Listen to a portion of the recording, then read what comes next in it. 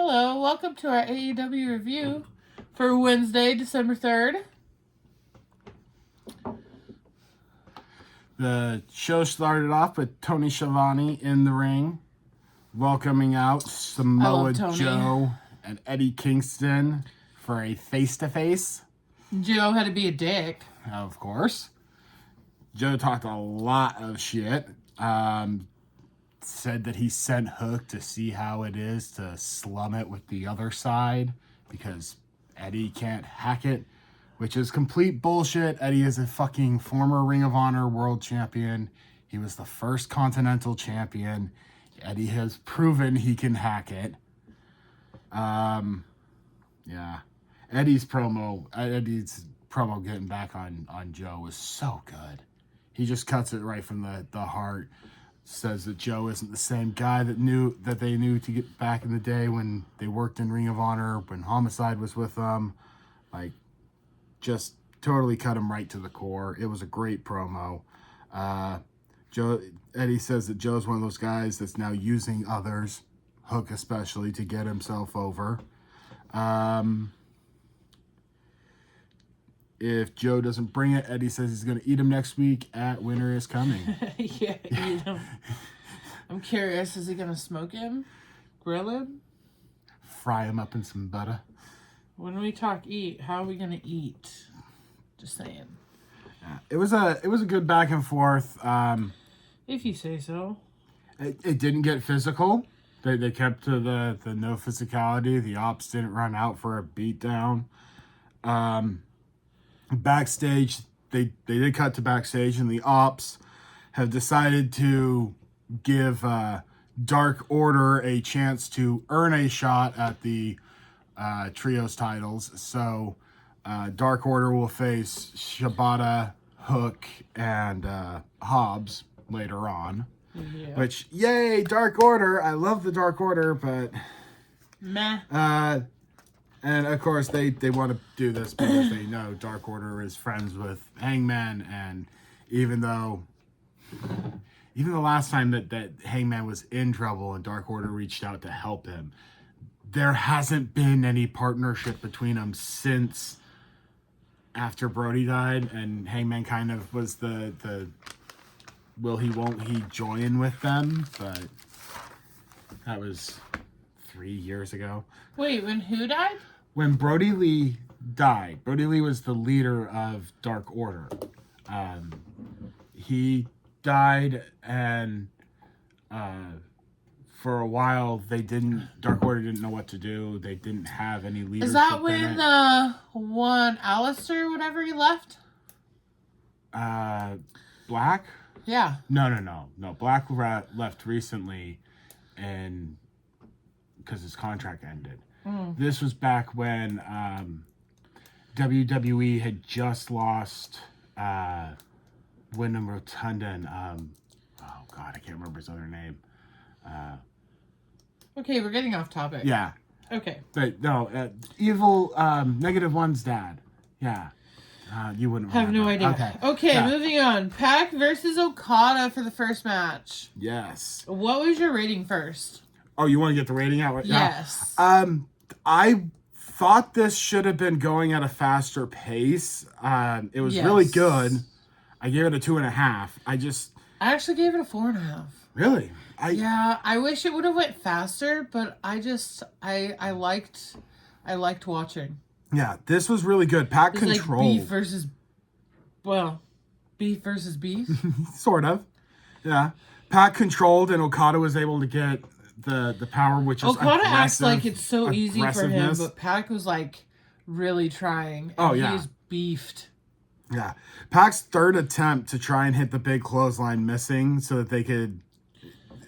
He hits the third attempt for the big running back clothesline, goes for the brutalizer, and then simple roll back, shift away into a pinning predicament for the finish on it. I didn't see it going that way, and I should have, because they like to do surprise finishes, especially in tournaments like this with two really close competitors.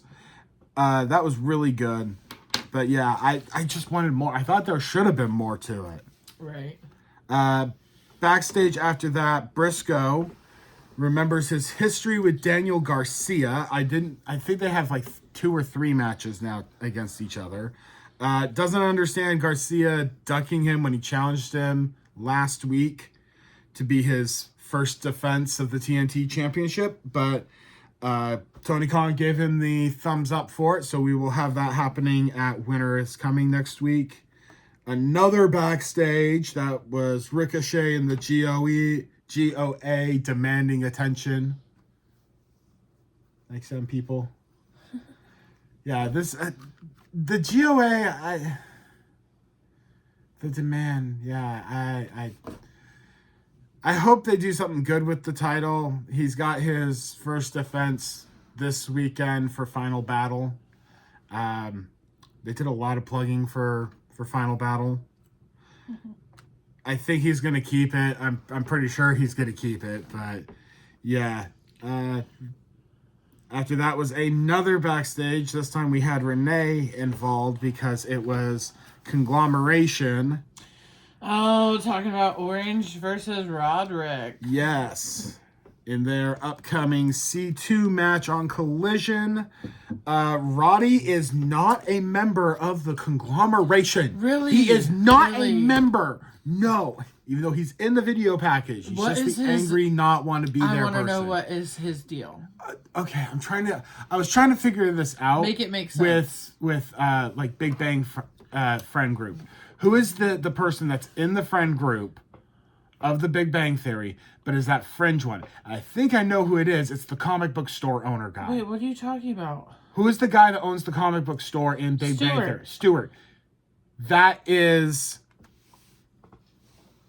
Strong. Strong is Stewart. No. Stewart's not part of the group at all. Oh, Stewart is totally a part of the group. No, he's not. He only moves into Howard's mom's house. To help. No, he was not there to help.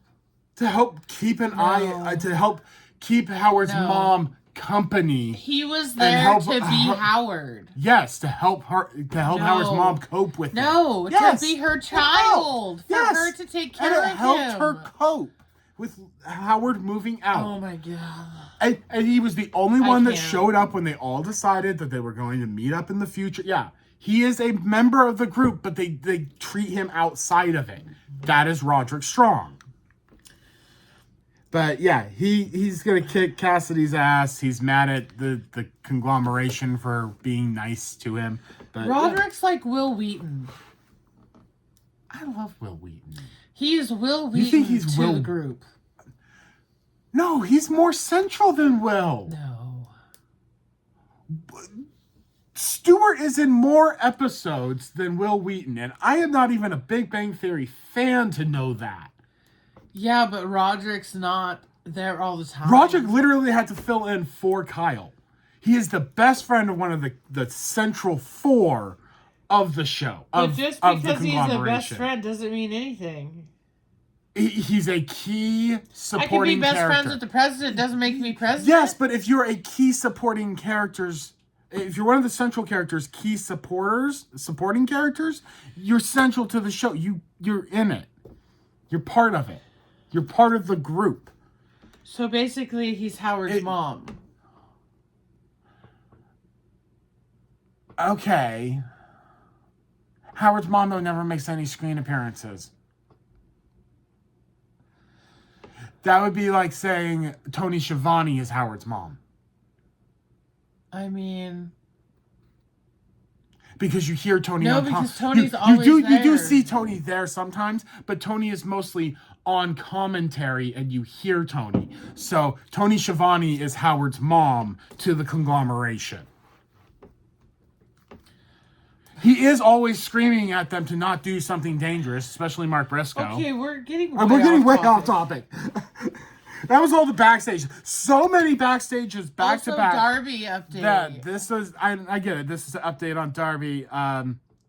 No idea of what his injury was that he suffered. We will be updated Saturday. Yeah. So stay tuned for that.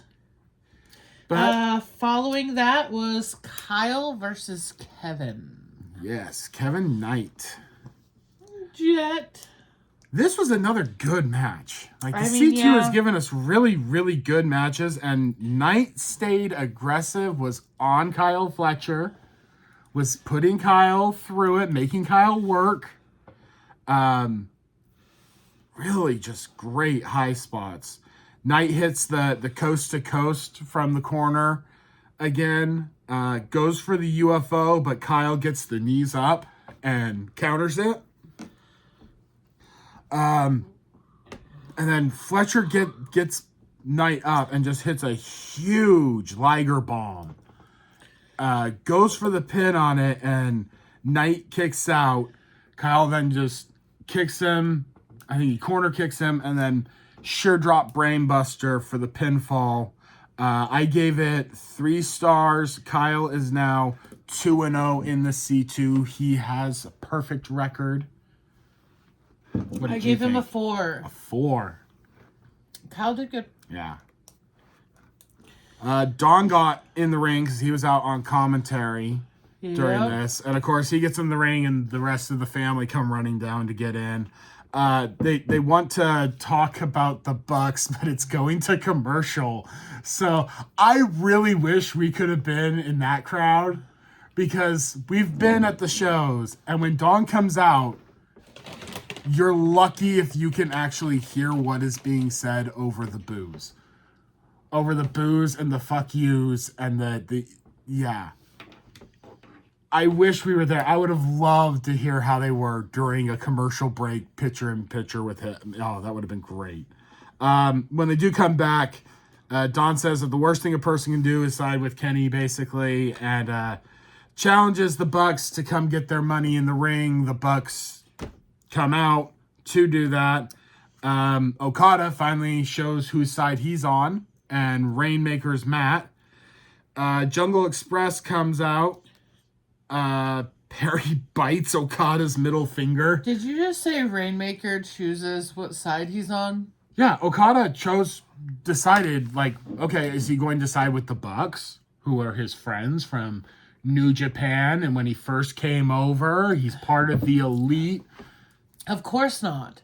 Or will he side with Don? The family, because that's who he belongs to. Yeah. He chose Don.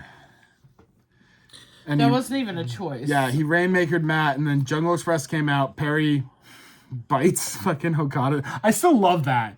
Okada just flips him out, and Perry bites him. This great move. More of the family came out. I think it was, I know El Clone actually came out wearing a jumpsuit, which... Oh, what's his name? The Luchador. Yeah, that's El Clone. And then it was Fletcher's old tag partner, Mark Davis. The big burly dude. Yeah. They came out. They need to get Clone some actual in-ring action. He needs to get matches in, so when Hologram is healthy, he can have their fight. Eventually, Kenny comes out. The family run off with the money. We'll get more action in that later because that's going to be the running feud. Next up was a video package from the Babes of Wrath celebrating their win last week. And that went into the next match of the show, number 3, Hardcore Holiday Death Match. I really want to get your opinion on this. The Love Bombs versus Shafir and Megan Bayne. Yes, Women Tag Tournament semifinal. My one note was the head scissor Shafir did through the ropes onto Tony, and then slamming her face down into the ring. That was magnificent. Yeah, I actually gave it 2.5. I wanted to give it higher, but I don't like Shafir's form of fighting. This one actually made me start to like Shafir a lot more. I think it was just being able to use the hardcore elements to get rid of the power difference. You can eliminate size and everything by just having a weapon. Giving one person a weapon, it takes care of it all. And that it helped with it. Shafir got cut with the bottle super early, but it wasn't super bad of a cut. And at one point, Aubrey goes to check on her and you can hear Shafir over the camera weird tell Shafir, "Nah, it's fucking fine." Like you can tell she is a UFC fighter, an MMA fighter, but she's just like, "Nah, it's fine."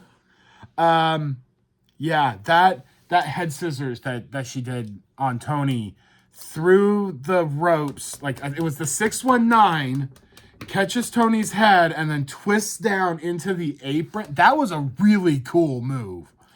Actually, that wasn't my only note. Oh. Also, Luther. Yes. Luther is back. Yes, Luther comes out dressed up as that Santa makes Claus. You very happy. I am sad that we missed the opportunity to see Luther wrestle. I love the present he gave Marina. Or, you mean Tony? You said Marina. Shafir. Oh, I didn't see. Luther gave I thought Shafir, she grabbed something and he like threw it at her. Hold up.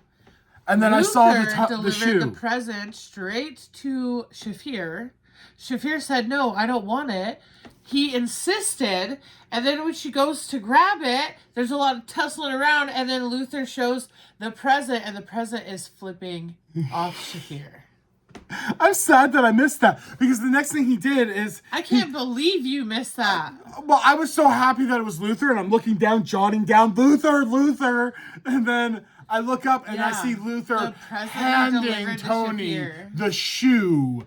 And Tony nails Shafir in the head with the shoe, gets the 1, 2, 3, so the Love Bombs will face the Babes of Wrath in the final to decide who is our first women's tag champions. I am happy. Who do you think it's going to be? I knew you were going to ask that. I'm rooting for Willow and Harley. I am the same. I think that the Babes of Wrath are a better tag team. I like Tony a lot, and I think that Tony needs this for her character. She might go a little more crazy, but I like it when Tony goes crazy. She's better when she's slightly... She's going to choose another personality. She's going to evolve again. Yeah. At this point, I love that her thing was to have amnesia after losing to Mariah May and fall back into her original run. Like, that made me laugh so hard. And then to come back full circle back into time. Yeah. All right. Let's see here. Package from Sisters of Sin. They aren't done being evil. They're going to go after the women's division, namely Statlander. Then it goes to Hayter and Statlander, who have managed to get a match against Julia and Sky. It'll be in Cardiff. I don't know if this was Winter is Coming or if this is Holiday Bash. I think this is Winter is Coming, but I think this is like the Collision one. Then I went to the backstage with the Dark Order marching through, looking all good in their matching jackets. Oh, I love the Dark Order. No. Yes. I don't recognize the Dark Order. I am the Dark Order consisted. I am a member of the Dark Order. I agree. The Beefy Men. The Beefy Men? And Julia, and they are no longer part of it. It's just the minions that are left. You meant House of Black. Yes, that's what I mean. There was at one point. Aren't they the same? No, Dark Order's different. Yeah, Dark Order's an older group. Okay, too. My bad. Sorry. Yeah.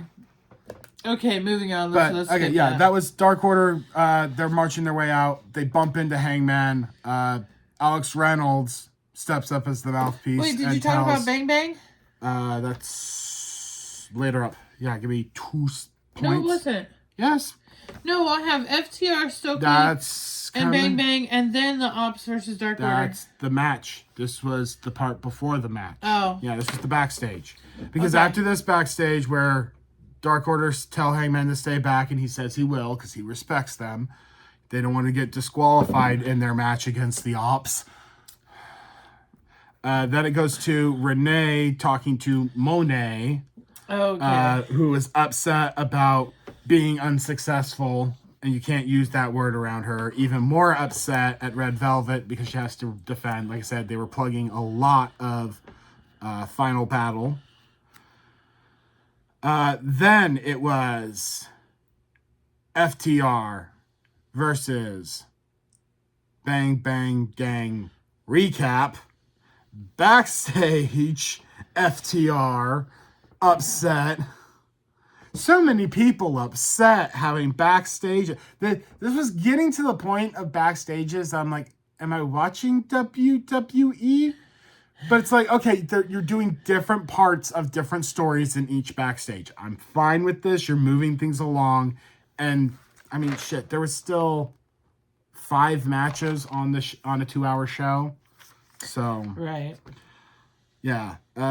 They're gonna Bang Bang Gang and FTR are gonna see each other, I guess, at Collision. So we'll see how that happens. Then it was the trios match, Ops versus Dark Order, and this was not a long match. This was a sad match for me, even though Uno got some really good offense in on his own. That big man can go. He has had matches against Moxley, and he has shown how tough he is. I gave it a 2. I gave it a 1.5. I'm just. Oh, I was more generous than you. I'm not that big of a fan of this contingent of the Ops. Yeah. I just don't see the synergy with the Ops currently, other than they're all like really hard individual ass kickers. They don't synergize into a group well. And that made me sad. We didn't really get to see a lot of the trio's offense out of Dark Order. There was nothing highlighting them in this too much, other than, like I said, Uno got some really good offense in and looked really good for a little bit. But yeah, afterward, the dojo comes out. Hangman comes out and clears out the dojo. He's going for... He wants to get a buckshot on Hobbs because Hook bailed out of the ring and ran. Security comes in, so Hangman clears out security, and commentary says he's going to get fined and in trouble for clearing out security. Yeah, that was a match, in my opinion, to move on a story and kind of make there be a personal angle to that. But every time that Hangman gets into a situation and the Dark Order tries to help Hangman, he's said no, he doesn't want their help. I love the idea of Hangman in Dark Order. Dark Hangman. Come out with purple bandana. A purple cowboy. They've done the trio before of Hangman, John Silver, and Alex Reynolds. It was great. I love that trio. Cowboy. And then we haven't been able to have it since. They just won't give us that cake again. See here. Where did we go from there? It was more backstage. This was had notes about that. All the backstage that leads up to the final match. Yeah. It was backstage with Renee again, talking to Dawn, Kyle, and Okada. Okada blames Takeshita for everything that's bad happening because he blames him for he's everything, not even if he's here. sneezed. And Dawn, And guess what? He was there. well, Dawn immediately goes for the defense of, no, he's training, he's doing his stuff. And then Takesh shows up. So Takeshita gets in Okada's face. Dawn and Kyle get it simmered down. Dawn then has to explain why the international title isn't also on the line in the C2, and why Okada still technically has the unified championship. And it's just because he gave up possession of the Continental Championship for the tournament, so he is a suspended last champion until the tournament is over, but he's going to win the tournament, so it doesn't matter. And he's totally fine keeping the international title because it's a separate title. Yeah.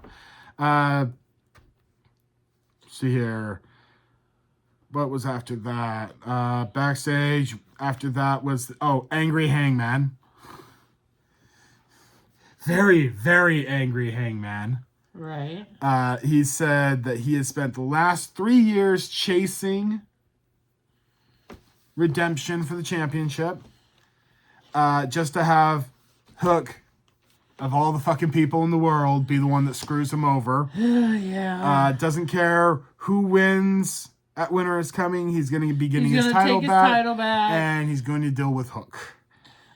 He wants Hobbs and Shibata, though, at Winter is Coming because for some reason he can't get his hands on Hook and Hook's running. And he's going to have a special guest appearance. Yes. I'm pretty sure this will be Swerve. Since he's got the chain and that's the other person that's really into this fight right now. Then we got our main event, which was, we buried the lead of it, the Death Rider versus Death Rider. John Moxley versus Claudio. The first thing right off was was Shafir doing still out? We noticed with the entrance that Moxley came out first and had Shafir with her. And then after his music cut, we both were wondering, okay, why is she still standing next to the ring? And then the music for Claudio goes and he comes in and he's got Wheeler, Daniel Garcia, and Pac all following him in, and they stay back at the red stairway that they were coming up. They stay the fuck back, and Claudio goes in solo. And then Claudio gets to the ring, and we were both... Shafir's still there, wandering around the outside. We're like, no, you're not allowed to be there. There's no interference. No one is allowed at ringside. Well, you didn't even notice. I was the one that had to point it out. No, I noticed it, and I was like, wait, where is she? Did they get rid of her? And then you pointed out that she was in the back. Yeah. So it's like, what the... the ref finally gets rid of her before she can try and get involved in anything. Claudio is just so powerful. He's got a power counter to anything Mox can do. Mox was able to get his advantage in this by getting dirty. Oh, he was going bleeding for fish hooks. I don't even remember when Moxley got cut, but he got cut and got cut. I just remember gushing.